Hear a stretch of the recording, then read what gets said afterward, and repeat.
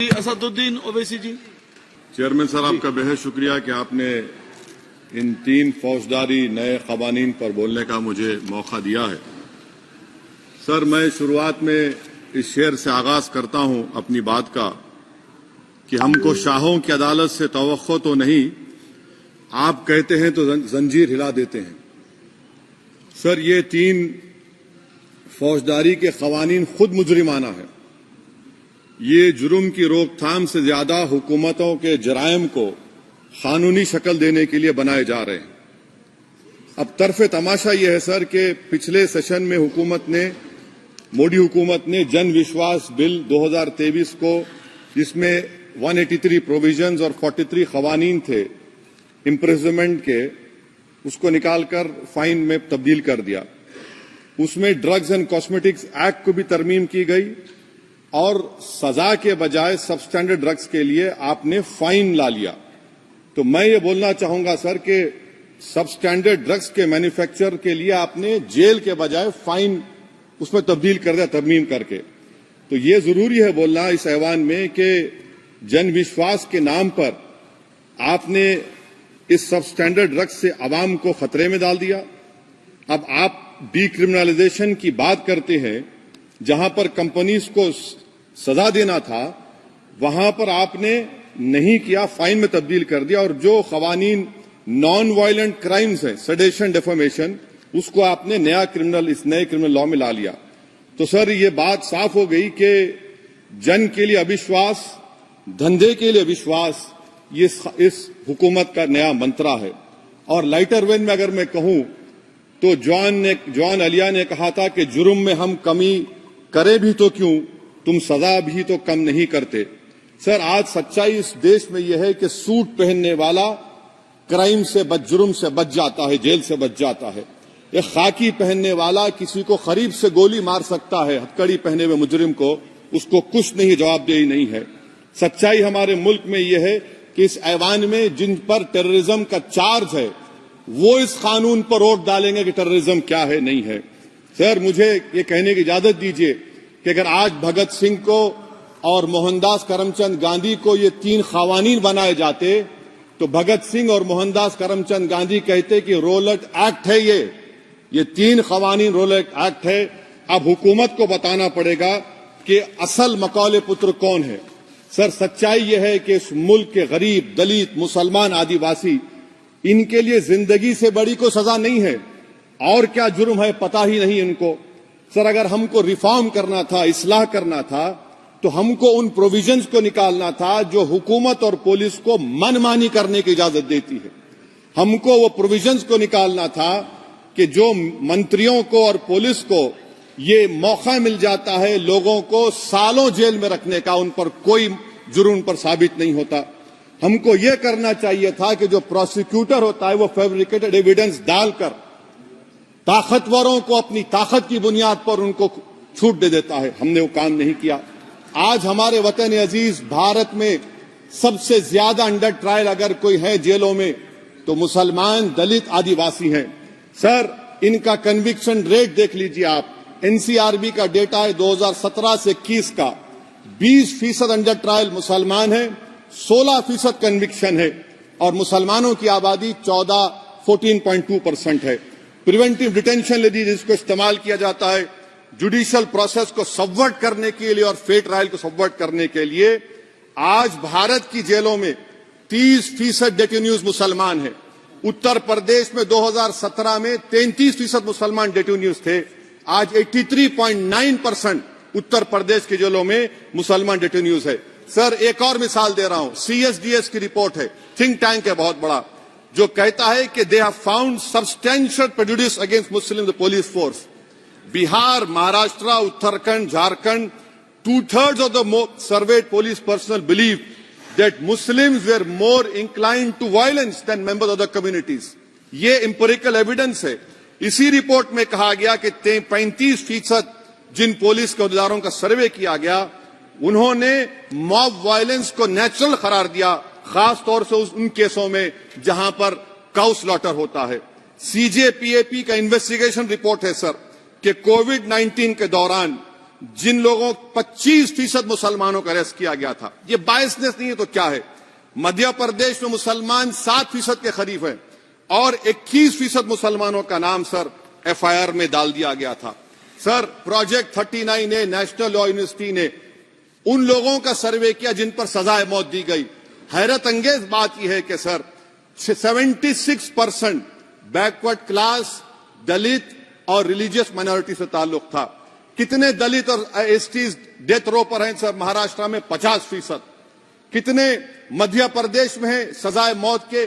36% दलित और आदिवासी। कर्नाटका में 36%, बिहार में 31%, झारखंड में 30%, गुजरात में 19 लोग जो सजाए मौत के इंतजार में हैं, 15 मुसलमान हैं।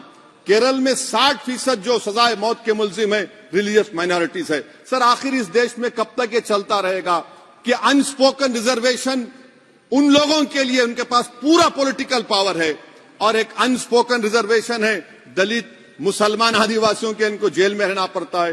कि आखिर ये कैसे मुमकिन है सर कि आलाजात के जो अक्सरियती तबके के लोग हैं उनके पास सियासी ताकत है, माशी ताकत है, सोशल ताकत है और मुसलमान और दलित आदिवासी जेलों में पड़े रहते हैं? अरे अगर आप 3 कानून लाकर इस्लाह कर रहे हैं तो कौन सा इस्लाह है? आप तो ताकतवरों का रिफॉर्म कर रहे हैं, गरीबों को इससे क्या फायदा हो रहा है? तो जैसा अंग्रेजी में कहा गया था कि the cure is dangerous than the disease. Sir अब आप आ जाइए BNSS पर, क्लॉज 187 डिटेंशन का पीरियड देख लीजिए सर 187(3) में, यानी 15 दिन से ज्यादा आपको मुश्किल है प्रेजेंटली। अब आपने प्रोविजन दे दिया कि 90 दिन तक आप कभी भी 5 दिन का, 6 दिन का, 10 दिन का, यानी 90 दिन तक किसी को बेल नहीं मिलेगी। और हैरत अंगेज बात यह है कि यूएपीए के कानून में जिसको जेल में डाला जाता है यूएपीए में, 30 दिन के बाद एक सुपरिटेंडेंट ऑफ पुलिस को कोर्ट में एफिडेविट देना पड़ता है कि क्यों आप पुलिस कस्टडी ले रहे हैं जेल से। आपने वो भी निकाल दिया। यानी जिस किसी को भी आप इस कानून में अरेस्ट करेंगे, यूएपीए से ज्यादा मैं 90 दिन जेल में रहूंगा। और कौन रहेगा जेल में? मुसलमान रहेगा, दलित रहेगा, आदिवासी रहेगा और बेल उसको नहीं मिलेगी। तो ये खुद सुन लीजिए तो यानी कन्विक्शन नहीं होगा, ना बेल मिलेगी क्योंकि पुलिस कस्टडी है। ये कानून में है सर, आप मुझे करेक्ट कर सकते हैं। अच्छा, DK बासु के गाइडलाइंस को आपने अडॉप्ट नहीं किया। क्लॉज 53(1) आप ये भी नहीं कह रहे कि भाई कौन उसको एग्जामिन करेगा, तो discretion of the medical practitioner. अरे आप ये पुलिस में जब जाते हैं तो पुलिस इतनी खातिर तवाज़ो करती है कि तलवों से लेकर जिस्म तक पूरे निशानात उसके जिस्म पर रहते, और आप कह रहे हैं कि मेडिकल प्रैक्टिशनर डिस्क्रेशन करेगा तो होगा। अब आप आ जाइए सर इसके ऊपर आपको बता रहा हूं सर। अब आप देखिए क्लॉज 187 तो आपके सामने जिक्र कर दिया मैं सर। अब आप देखिए क्लॉज 472 मर्सी पिटीशन, आर्टिकल 79 और 161 का कॉन्स्टिट्यूशन का हिस्सा है, और ये आप कानून लाकर कहती हैं कि उसकी तरफ से मर्सी पिटीशन डालेगा तो कन्विक्ट, लीगल है, अदर रिलेटिव। सर जो सजाए मौत काटेगा वो तो आधा पागल हो जाता है जेल में। आप थर्ड पार्टीज को मौका नहीं दे रहे। ये कौन सा इंसाफ है बताइए आपका? ये कौन सा इंसाफ है आपका? और फिर सर आप ये बताइए कि थर्ड पार्टीज को बाहर कर रहे हैं। अच्छा, कितना टाइम आप दे रहे हैं? कितना टाइम आप दे रहे हैं कि सुप्रीम कोर्ट के रिजेक्शन और SLP के बाद 30 दिन और गवर्नर के रिजेक्शन के बाद 60 दिन? ये कैसा इंसाफ होगा सर? सुप्रीम कोर्ट ने कहा कि multiple mercy petitions can be filed, आपने उसको भुला दिया। अच्छा सर, अब आप एक और बात देख लीजिए, क्लॉज 479 में ये कहते हैं कि अगर कोई डिटेंशन पीरियड अपना 1/2 ऑफ द क्राइम जो ऑफेंस का पूरा कर लिया तो उसको बेल मिलेगी। आप तो उसको और खतरनाक कर दिए।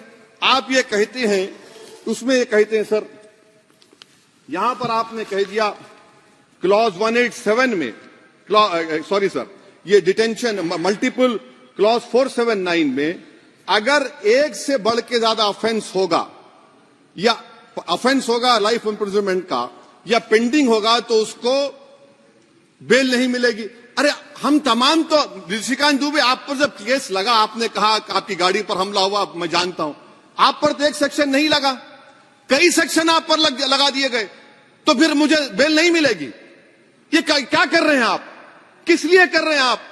आप अंदाजा भी लगा रहे भाई आज आप वहां बैठे कल आएंगे इंशाल्लाह, फिक्र मत करिए। पावर इटर्नल नहीं होता, ये तो कुदरत का निजाम है कि जो गंदगी करता है तो उनके लिए किसी और को मौका मिलता है, मगर आपको आना पड़ेगा एक दिन।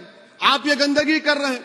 अच्छा सर ये बताइए कि हमने आप किसको कितना पर्सन्स वर पेंडिंग प्रोसीडिंग्स इन मोर देन वन ऑफेंस, और चार्जशीट में कई आते हैं। यानी जब हम पर केस बुक होता है सर तो फूल का गुलदस्ता आता है, हर सेक्शन होता है उसमें, तो मुझे बेल नहीं मिलेगी। तो ये एक बात है सर। फिर आप आ जाइए सर, मैं आपको बताना चाहूंगा सर, यहां पर आपको सॉरी सर ये इतना बड़ा बिल है। फिर आप टेररिज्म पर सर, बीएनएस का टेररिज्म सर, ये बड़ा ही डेंजरस आपने खतरनाक आपने काम किया है। इससे दहशतगर्दी का मुकाबला नहीं होगा, सिविल लिबर्टीज खतरे में पड़ जाएंगे। और सबसे बड़ी बात तो यह है सर, इसमें आपने नोटिफाई करेंगे किसी को टेररिस्ट, कोर्ट क्यों नहीं करेगा? पुलिस वाला कैसे करेगा मुझे टेररिस्ट नोटिफाई? किसी ऑर्गेनाइजेशन को टेररिस्ट घोषित कर देंगे। तो ये खुद सेपरेशन ऑफ पावर्स का वायलेशन है, जुडिशियल इंडिपेंडेंस का वायलेशन है, और इंदिरा गांधी वर्सेस राजनारायण केस का वायलेशन है। तो ये मोदी सरकार जुडिशरी के पावर्स को छीनकर खुद जज जूरी एग्जीक्यूशन बन रही है। किसी शायर ने बड़ा अच्छा कहा था सर, वही कातिल वही मुखबिर वही मुंसिफ ठहरे। सर मैंडेटरी वीडियो रिकॉर्डिंग आपने कहा कि जिस जगह पर इस प्लेस पर सर्च होता है वीडियो रिकॉर्डिंग की, मैं ये कहता हूं कि जब मेरा अरेस्ट होगा वीडियो रिकॉर्डिंग करिए, क्यों नहीं करते आप? जब मेरे घर पर पुलिस आती है वीडियो रिकॉर्डिंग करिए, जो मैं पुलिस को देता हूं उसकी वीडियो रिकॉर्डिंग करिए। विटनेस स्टेटमेंट होगा क्लॉज 183 में, उसका वीडियो रिकॉर्डिंग करिए। क्यों नहीं आप पैसे देते कि हर पुलिस वाले के जिस्म पर एक वीडियो रिकॉर्डर हो, और एक्यूज को मिलना चाहिए, आप नहीं मिलता एक्यूज को। हाँ आपको नहीं है, मैं जानता हूं। क्लॉज 250 और 262 सर इनकंसिस्टेंट है। तो क्लॉज 250 में 60 डे टाइम लिमिट है डिस्चार्ज के लिए। अगर एक्यूज को कागज नहीं मिलता है, हम सब जेल में गए, मैं कई मर्तबा जेल में गया हूं, ससुराल में इतना नहीं गया जितना जेल को जाने का मुझे मौका मिला, चाहे कांग्रेस की तेलुगु देशम की हुकूमत रही है। ससुराल कहते हैं कुछ लोग। क्लॉज 262 है, क्लॉज 262 में डिस्चार्ज एप्लीकेशन है, वो फ्रेमिंग ऑफ चार्जेस के बाद डाल सकते हैं। ये it defeats the purpose. What is the discharge application which is to prevent police from using delay tactics? Discharge always precedes framing of charges. आप मैं उस वक्त तक डिस्चार्ज नहीं डाल सकता जब तक कि वो नहीं होगा। अच्छा क्लॉज 251 263 देखिए sir, time limit for framing of charges in cases of session trials 60 days of first framing charges, warrant charges should be 90 days। मगर आपने क्या किया, होशियारी देखिए, बर्बाद करने का कहानी। 193(9) डाल दिया आपने, क्या ने prescribes a 90-day time limit for further investigation. For further investigation what will happen when supplementary chargesheet are put? Will the accuse be acquitted? क्या मुझे छोड़ देंगे आप? क्या कोई time light? This is a dead letter. यानी आप तो पूरे का पूरा सिविल राइट्स लिबर्टीज बोलिए सब छीन ले रहे। अच्छा सर इसमें आपने लिंचिंग का एक कानून बनाया बीएनएस में, सेक्ट क्लॉज 103 में। अब आप इसमें देखिए सर, लिंचिंग कब हो सकता है? जब आप ये बताएंगे कि ये पर्सनल बिलीफ पर मारा गया, किसी को जेंडर पर मारा गया, कास्ट पर मारा गया। सर आप तो एक्यूज को तो मौका दे रहे हैं छोड़ने के लिए, आप तो एक्यूज को मौका दे रहे हैं। अच्छा पर्सनल बिलीफ में रिलीजन क्यों नहीं लिखते भैया आप? इन तीनों कानून में रिलीजन इस्तेमाल किया गया, पर्सनल बिलीफ में रिलीजन नहीं आता। अच्छा सर आप ये भी देख लीजिए कि 1019 सर 190 में अनलॉफुल असेंबली है, 5 और मोर एक्टिंग टुगेदर। फिर ये क्यों कर रहे हैं आप? 5 मिलकर भी मर्डर करेंगे तो एक 103 भी तो आपने कर दिया। तो इनका यानी ये तो इसका अनलॉफुल एक्टिंग टुगेदर है। अच्छा सर मैं आपको बताना चाहूंगा, आपके ये बीएनएस का 172(2) आप देखिए कि पेटी केसेस में when the occasion is passed, किसका मतलब क्या है? व्हेन द ओकेजन होगा क्या सर? अब आप हम चुनाव लड़ते तो जो हमारा जो पार्टी अपोजिंग रहती है वो कहती है कि इनके 25 लोगों को 50 लोगों को गिरफ्तार कर लो, गिरफ्तार कर लेते मेरे बूथ के एजेंट्स को, और बोल रहे व्हेन, उसमें आप लिख रहे क्या है? When the occasion is passed, माने पास हो जाएगा पोलिंग के 5 बजे छोड़ देंगे। अरे आप अपना ही हाथ काट रहे हैं अपने आप। याद रखिए आज आप मुस्कुरा रहे हैं, कल यहां पर बैठेंगे कि और कर देगा काम आपके ऊपर। अच्छा रेप सर, रेप सिर्फ महिलाओं का होता है, मर्दों का रेप नहीं होता है क्या? आपका प्रोविजन नहीं है क्या? स्टॉकिंग नहीं होती है मर्दों की? अच्छा जस्ट होता है सर, आप हंस रहे हैं, होता है। आपकी हंसी इस बात का इकरार है कि आप जानते हैं किसका हुआ है। तो justice JS Verma sir, justice JS Verma का जेंडर न्यूट्रल बनाइए। अच्छा क्लॉज 69 लव जिहाद आ गया। देखिए सर, क्लॉज 6 लव जिहाद आ गया, उसमें बियॉन्ड रीजनेबल डाउट प्रूव ही नहीं कर पाएंगे आप। अब उसमें क्या बताना पड़ेगा? सप्रेसिंग आइडेंटिटी, यानी अगर कोई महिला मोनू मानेसर चोमू चंडीगढ़ से इश्क करती है, बाद में उसको मालूम होता है कि वो मानेसर का नहीं है, चंडीगढ़ का नहीं है, तो क्या क्लॉज 69 एक्शन में आएगा? आप बताइए कि अच्छा अगर कोई ये कहेगा कि मेरा नाम कुछ नाम है, कई कुछ नाम होता है जो कॉमन नाम होता है मुसलमानों में, दीगर मज़ाहिब में, तो क्या वो सेक्शन अप्लाई होगा? ये क्या आप कर रहे हैं? अच्छा आपने अडल्ट्री को निकाल दिया, आपने होमोसेक्सुअलिटी को निकाल दिया, तो ये कंसेंशुअल सेक्सुअल रिलेशन जो 18-20 साल के ऊपर के लोगों में करते हैं, मैं इसका खिलाफ जरूर हूं मजहबी एतबार से, मगर आप क्यों उनकी ऑटोनॉमी को रोकना चाहते हैं? अच्छा सर सेक्शन क्लॉज 1093 बीएनएस का, आपको it does not require knowledge और intention part of person facility commission of organise crime. ये मैं 5 मिनट दीजिए सर बीएनएस का सेडेशन पे देख लीजिए, सेडेशन को आपने दोबारा ला लिया, लफ्ज सेडेशन इस्तेमाल नहीं किया आपने। 3 साल से 7 साल आपने सुप्रीम कोर्ट को अंडरटेकिंग दी थी कि प्रोविजन नहीं लाया जाएगा। तो चेयरमैन सर, यहां पर हिंदी के एक बहुत मशहूर कवि का वो शेर मुझे याद आ रहा है, मैथिली शरण गुप्त का, कि राज्य को यदि हम बना लेंगे भोग तो बनेगा वो प्रजा का रोग, फिर कहूं मैं क्यों ना उठकर हूं आज मेरा धर्म राजद्रोह। कार्ल मार्क्स ने कहा था sir, history repeats itself first as a tragedy, second as a farce. आप क्लॉज 195 1D देखिए, it criminalises the making of publication of false and misleading information jeopardising sovereignty integrity of India. Vague है, यानी जो कोई भी पत्रकार investigative journalism लिखेगा आप उसको इस्तेमाल कर लेंगे और जेल की सलाखों में उसको डालकर आप सड़ा देंगे। सर मैं आपको और एक बात बताना चाहूंगा कि रैश एंड नेग्लिजेंट एक्ट जो आईपीसी में था 2 साल थे 304, आप उसको बढ़ाकर 5 साल कर दिए 1061 में बीएनएस 1 में। और rash and negligent driving 304 IPC में था 2 साल की सजा थी, आपने 10 साल कर दिया। यह क्रिमिनल जुरिस्प्रूडेंस का हिस्सा नहीं है। अच्छा क्रिमिनल ऑर्गेनाइजेशन, उत्तर प्रदेश में यूपी गैंगस्टर एक्ट में एक चार्जशीट में गैंगस्टर एक्ट लगता। सर आप बताइए फिर यूएपीए का क्या होगा, पीएमएलए का क्या होगा, महाराष्ट्र मकोका क्या क्या होगा, गुजरात के कोका क्या क्या होगा? आप ये सब कानून रख रहे हैं और एक पुलिस वाले को आप ये तमाम कानून की इजाजत देंगे? याद रखिए, जिंदगियां बर्बाद करने का काम आप कर रहे हैं और सबसे बड़ा इसका नुकसान होगा।